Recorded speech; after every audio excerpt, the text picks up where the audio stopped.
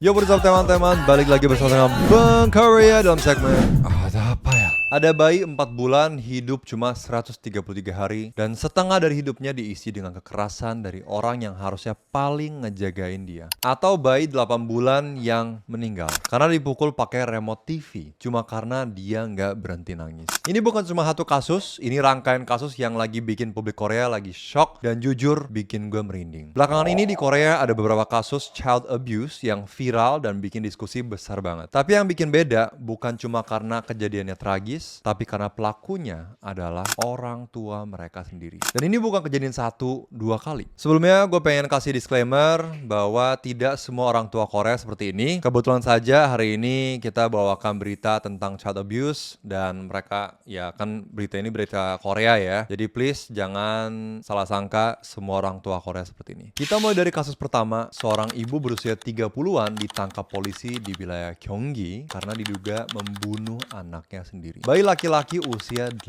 bulan. Kita mulai dengan fakta yang sudah dikonfirmasi. Tanggal 10 April, ibu ini mengaku memukul kepala anaknya berulang kali pakai remote TV. Anak itu langsung dibawa ke rumah sakit di Bucheon dan dokter menemukan luka serius bahkan sampai retak tengkorak. Dokter menyarankan rawat inap tapi orang tua menolak. Dia bawa anaknya pulang dan 3 hari kemudian tanggal 13 April bayi itu ditemukan tidak sadar di rumah. Dibawa lagi ke rumah sakit dan keesokan paginya meninggal. Otopsi awal memastikan bahwa penyebab kematian adalah luka di kepala. Awalnya si ibu ini bilang anaknya jatuh saat mandi. Tapi setelah penyelidikan, dia akhirnya mengaku alasannya karena bayinya nggak mau tidur dan terus menangis. Dari rekaman CCTV di rumah, bayi ini sering ditinggal sendirian selama berjam-jam. Polisi juga lagi menyelidiki peran si ayah. Apakah dia tahu, terlibat, atau membiarkan? Jadi di sini kita punya fakta dan juga pertanyaan yang masih terbuka karena proses penyelidikan juga masih berlangsung. Sekarang kita pindah ke kasus kedua. Ini bahkan lebih parah lagi dan sudah sampai tahap putusan pengadilan. Seorang ibu dijatuhi hukuman penjara seumur hidup karena membunuh anaknya sendiri,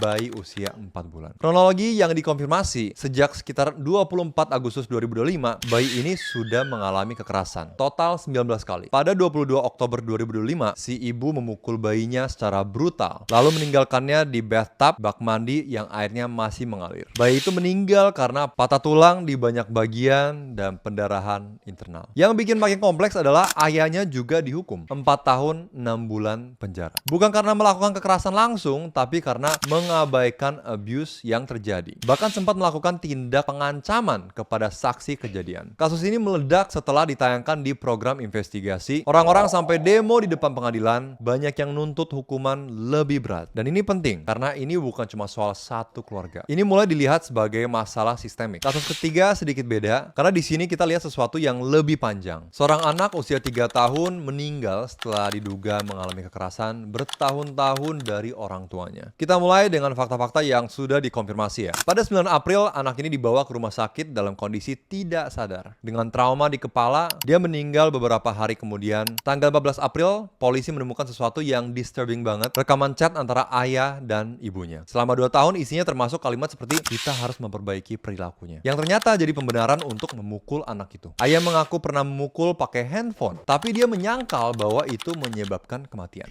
Ada beberapa red flag sebelumnya. Pernah ada laporan kekerasan domestik antara orang tua. Jadi ada KDRT ya. Pernah ada laporan dari rumah sakit yang mencurigai child abuse. Tapi kasusnya ditutup tanpa dakwaan. Dan ini penting banget karena artinya ada sistem yang sudah sempat melihat tapi nggak cukup untuk menghentikannya. Sekarang kita zoom out sedikit. Ini bukan cuma 3 kasus. Data dari polisi Korea menunjukkan bahwa dalam 5 tahun terakhir 63.575 kasus child abuse dan 96 anak meninggal. Mayoritas pelaku orang tua kandung sendiri. Sekitar 76% sampai 80%. Tapi Kementerian Kesehatan Korea bilang angka sebenarnya mungkin lebih tinggi. Mereka memperkirakan sampai 207 kematian yang diduga terkait abuse. Artinya, bahkan datanya sendiri pun nggak sepenuhnya sepakat. Ada juga kasus lain yang sempat jadi simbol. Seorang bayi dikenal dengan nama samaran Hayden meninggal di usia 133 hari. Fakta yang dikonfirmasi adalah dia mengalami 23 patah tulang, pendarahan otak, tapi begitu masuk ke detail timeline, mulai muncul perbedaan narasi. Yang belum sepenuhnya jelas adalah jaksa menyebut kekerasan terjadi sekitar 10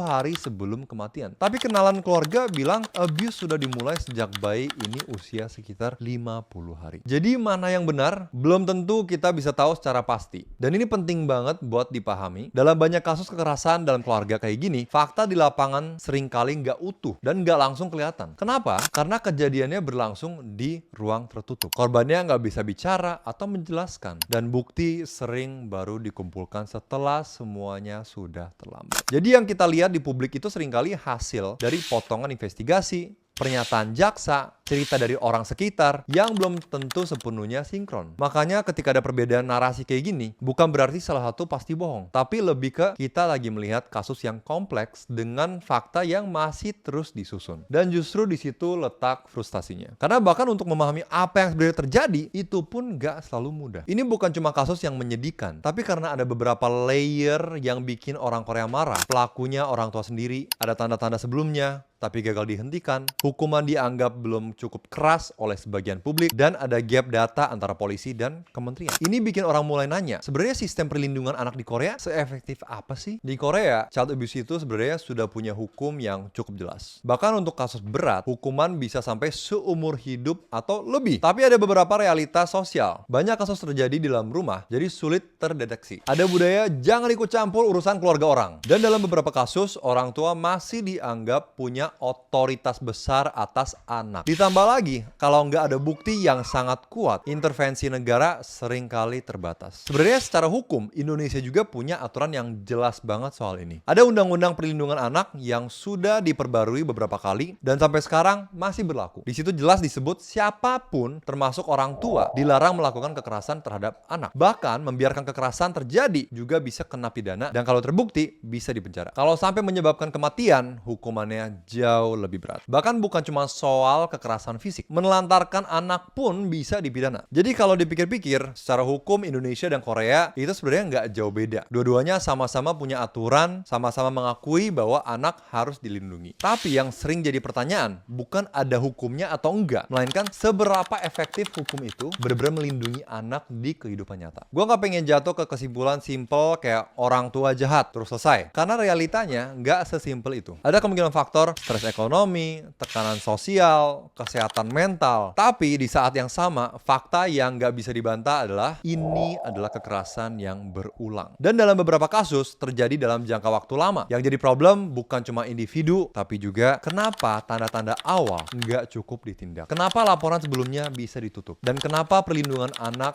masih ada celah. Jadi menurut gue pribadi, mau ada faktor stres atau tekanan apapun, sebagai orang tua, ya tetap harus menjadi pelindung utama seorang anak. Dan bukan sebaliknya. Gue ngerasa ini topik yang sensitif banget. Di Indonesia kita juga sering dengar kalimat namanya juga orang tua, anak harus nurut. Di Korea ada versi yang mirip banget. Dan kadang batas antara mendidik dan kekerasan itu bisa blur. Tapi kasus-kasus ini menunjukkan bahwa kalau garis ini dilanggar, konsekuensinya bisa fatal. Dan yang lebih bikin gue kepikiran, semua kasus ini sebenarnya punya warning signs. Tapi somehow nggak cukup untuk menyelamatkan anak-anak ini. Menurut lu pada gimana? Apakah ini lebih ke masalah individu atau sistem? Dan kalau tanda-tanda awal udah kelihatan, seberapa jauh negara harus ikut campur dalam urusan keluarga. Gue pengen banget tahu pendapat lo pada, karena jujur ini bukan cuma cerita Korea. Ini sesuatu yang bisa terjadi di mana aja, termasuk di Indonesia juga. Kalau belum ada kesadaran dari orang tua dan belum ada sistem yang bisa cukup melindungi anak-anak ini. In my opinion, disiplin itu perlu banget, tapi ada caranya. Ada bagian-bagian tubuh yang sebenarnya tidak boleh disentuh, dan juga kalau pengalaman gue sendiri ya, kayak misalnya kalau bokap gue yang marahin gue, bokap gue bakal bawa stick meter kayu ya. Jadi dia bakal bilang, ulurkan tangan kamu. Dan gue bakal dipukul di telapak tangan gue. Misalnya bokap gue bakal bilang, karena kamu salah ini, apa akan pukul 10 kali misalnya. Tapi sakitnya minta ampun.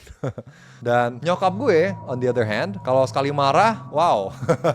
Bisa sangat seram. But anyways, kalau menurut gue disiplin ada caranya. Ada caranya dan ada bagian-bagian tubuh yang tidak seharusnya disentuh. Dan kalau di Korea banyak banget, kalau kalian sudah banyak lihat film-film Korea ataupun drama-drama Korea, murid-murid akan disuruh kayak posisi push up atau posisi apa ya, lihat tembok dan tangannya harus megang tembok seperti ini, dan pantatnya bakal dipukul 3 kali 5 kali gitu ya. Tapi pukulnya nggak yang plak gitu, tapi kenceng. So anyways, kalau orang tua mulai memukul seperti cerita tadi, itu namanya pelampiasan emosi, dan itu tidak boleh sama sekali. Terima kasih sudah nonton sampai sini. Sampai jumpa lagi dalam video ada apa ya berikutnya. Annyeong, apa kata dunia.